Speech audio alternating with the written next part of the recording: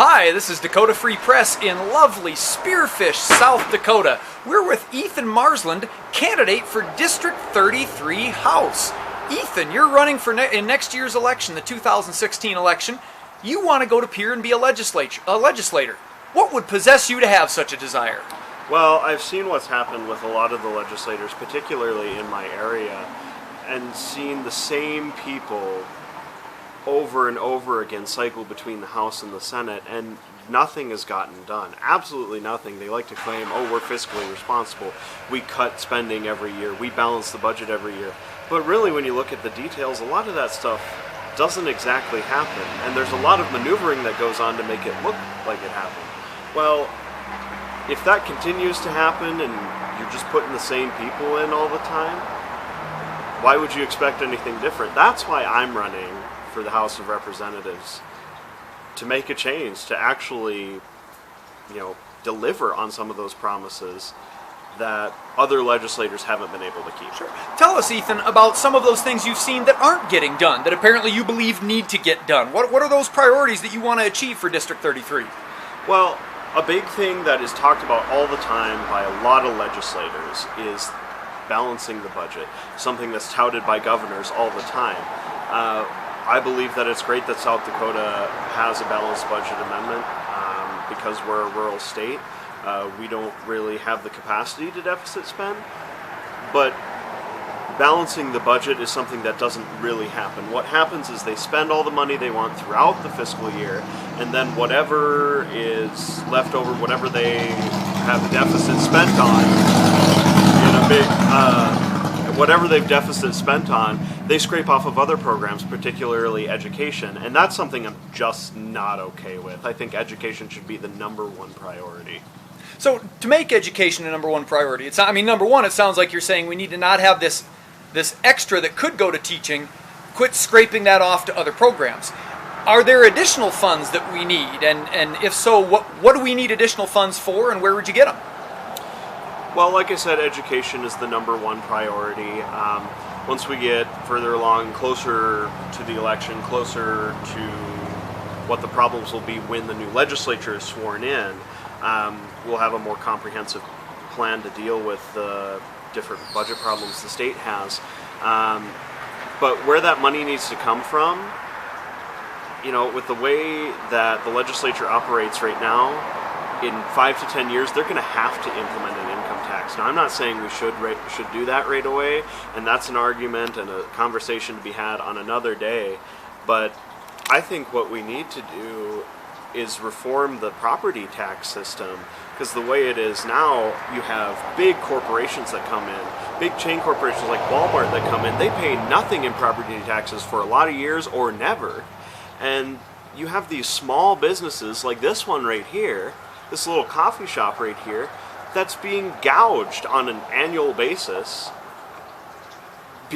just because the governor or a few state legislators want Walmart to come in to, line their candidate committee accounts. I mean, that's not appropriate, and that's what needs to stop. We need to prioritize small business when it comes to tax reform, and not big corporations like Walmart. Sure. So, you're saying we could do some fairness just in our existing property tax system first before we run out and find some other source of tax revenue. Exactly, and that's all that needs to happen for the system to remain solvent as it is, and so we don't have to keep scraping money off of education.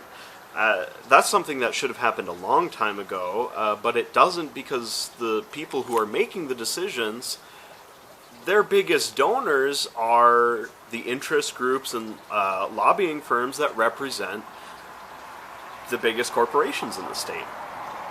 Cool. Let's turn to your candidacy itself. I can think of 3 reasons that you might have a difficult time getting elected. Number 1, you're awfully young. Number 2, you're a newcomer to the political process. And number 3, you happen to be a Democrat out here in the Black Hills, which seems not to have a strong history of electing Democrats. Let's take each one of those briefly and separately. First of all, youth, if you don't mind my asking, how old are you? I'm actually 20. I will be 21 by the time of the election, before the general election. So I do just barely qualify to make the ballot, but I do qualify to make the ballot. Cool. I don't see that as an issue, and I think this could actually be a plus for me, because people are tired, like I said, of the same old faces doing the same exact thing over and over again, regardless of party. I mean, people shouldn't be allowed to be in the legislature for even 25 years. I mean, I even said in my announcement speech that I'm committing to one term. If I win, I'm committing to one term, and I am going to advocate for actual term limits rather than the system where we have now, where it's consecutive and people cycle between the House and Senate. I think you should be able to serve one slate in the House, one slate in the Senate, and you're done. Interesting. Yeah, so one slate in the House, one slate in the Senate, and you're done. You'd advocate that as legislation, as the form of our term limits. Absolutely. I would advocate it as a constitutional amendment, and I would go around gathering signatures to put it on the ballot the election year after I'm elected, because I just don't think it's feasible to put it on this year quite yet. Sure, sure. Now, just curious, I mean, that's an interesting proposal. One term in the House, one term in the Senate, and then you're out.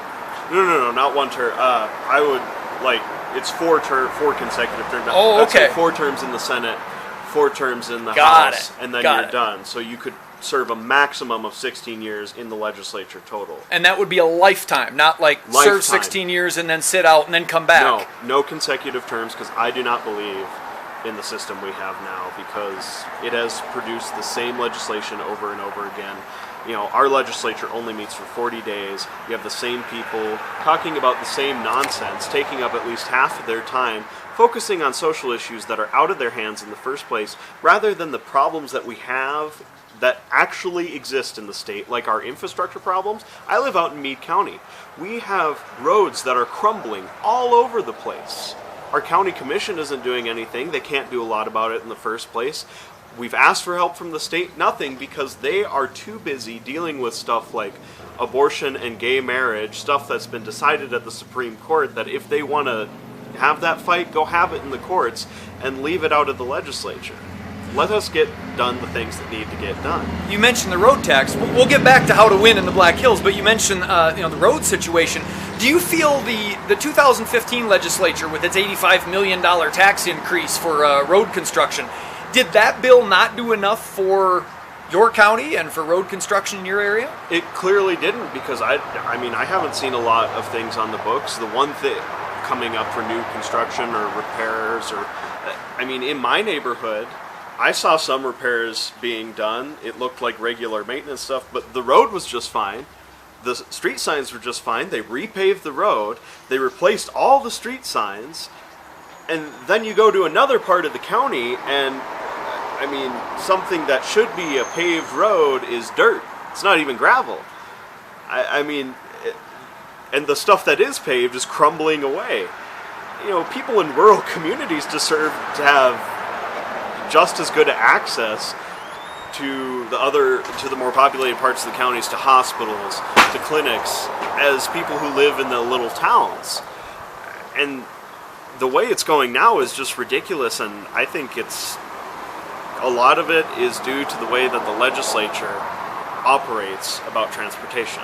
Interesting. Now, it sounds like, given your concerns about how the existing legislators operate, the long-term legislators, it sounds like you'd answer the question about your newcomer status to voters the same way you'd answer questions about your youth to the voters. You tell them, we need new people there, and newcomers are the best. Absolutely. And I honestly, it doesn't matter what age they are. I hope at least 75% of the legislature gets turned over with new people. I know that's unrealistic to hope for, but I hope it does happen, because there are so many people that have been in there for so long, and even the people who haven't been in their lifetime, but the leadership, even though some of them haven't been in there their entire lives, they've cozied up to the people who have, and they've taken their positions on a whole slate of issues. And they have contributed to the shopping list of problems South Dakota has, and we need to make sure they are out of office.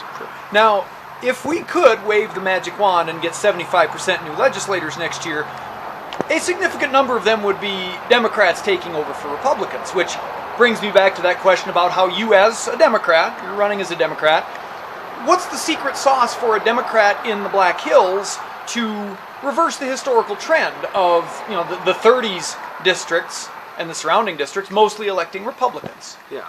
Well, as what you said before with a huge turnover to the Democrats, I don't think that would necessarily have to happen because, there's quite a few moderate Republicans out here that I've worked with. Some of them are my friends, and they're really good people, and they have reasonable ideas. I would like to see them hold those Republican seats. But as far as a Democrat getting elected in one of the 30s districts, particularly my district, District 33, which is pretty bad for Democratic voter registration, I really don't think I don't think it matters what your party is at the end of the day. I live in an area, I live in Black Hawk, and that is one of the reddest parts of the district. And, I know my neighbors. I've brought petitions around to them before. They're pretty open to ideas. The first thing they ask is not, well, what are you running as? The first thing they ask is, well, who are you? What do you stand for? Stuff like that. And if they agree with me, I feel like they're probably going to vote for me, regardless of my party. I mean, my grandfather is a solid Republican, has been for years, but he doesn't vote straight ticket Republican. I mean, Phil Jensen is our senator, and after seeing the ridiculous escapades of Phil Jensen, he said, I'm never voting for that man, ever. So I think it really has to do with what kind of a person you are and what kind of a legislator you're going to be, rather than what party you run under. I've seen that with a lot of different legislative candidates. So Ethan, last big question. Have you secured Grandpa's endorsement yet? Not quite yet, but we're working on it. Awesome. Keep working on him and a few thousand other people and you've got it made. You've been watching Dakota Free Press with Ethan Marsland, the first declared candidate for the District 33 House race in 2016. Ethan, thank you very much. Thank you.